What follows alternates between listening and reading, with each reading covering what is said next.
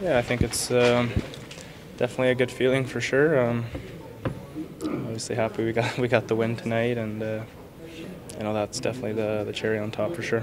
Andreas, what's clicked for this team of late? I mean, you have the patchiest lineup of the season with a lot of new faces, and they're your first 4-game winning streak since November. I think everyone's just really trying to play together, play some fun hockey, and obviously we're not where we want to be in the standings, but I think everyone's just trying to make steps forward for next year, and you know, just build yourself as a player and grow. And you know, I think lately we've been doing a good job of that, and just playing some fun hockey as a team. It seems like that's a message Jeff has pushed to keep that winning culture.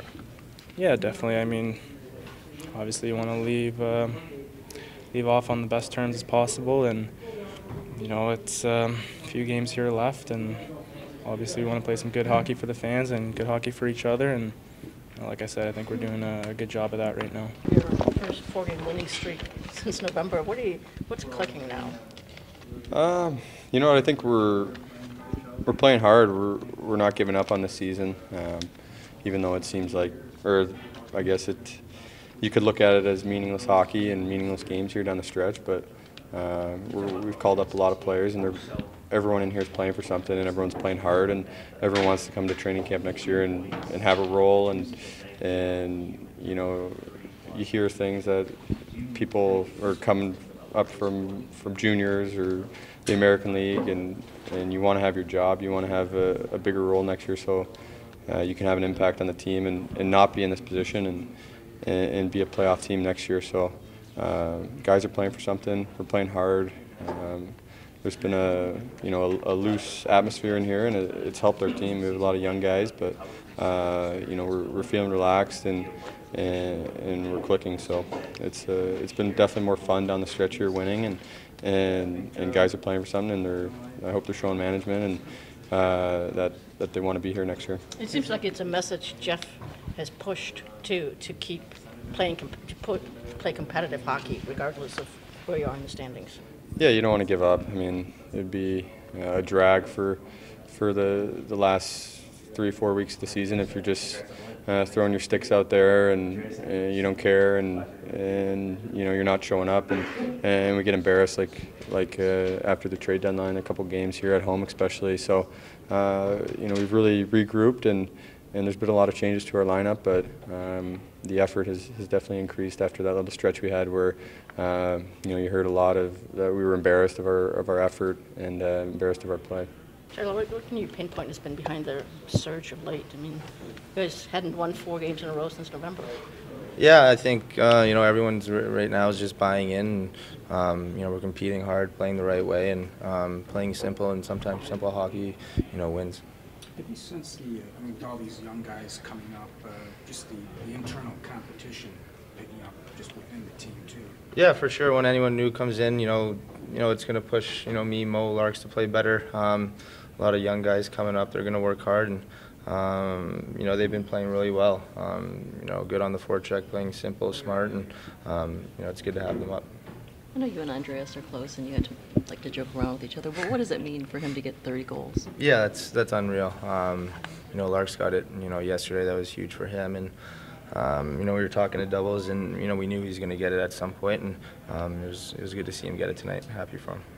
Yeah, no, I think it's, you know, I was just talking in the back there with our management and our coaches. Like, I thought after the trade deadline, right around the trade deadline, after we traded Jens, I thought we lost our way a little bit, and I thought to see us kind of regroup. You know, obviously we lost Larks for a little bit, and he's a huge engine for our team. But to see us regroup, and you're not going to win every night, but you know, our guys are competing like crazy, they're working like crazy. You know, our goaltending's been excellent, and that's a huge part of winning in this league.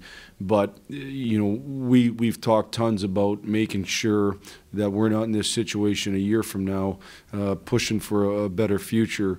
And in order to do that, you got to do it the right way. You got to play the right way. You got to build your game. You got to build your game as a team and as individuals. And I think we're continuing to do that. So we've got some tough opponents coming up. But the fact that our guys have dug in like this, I think, is a great sign.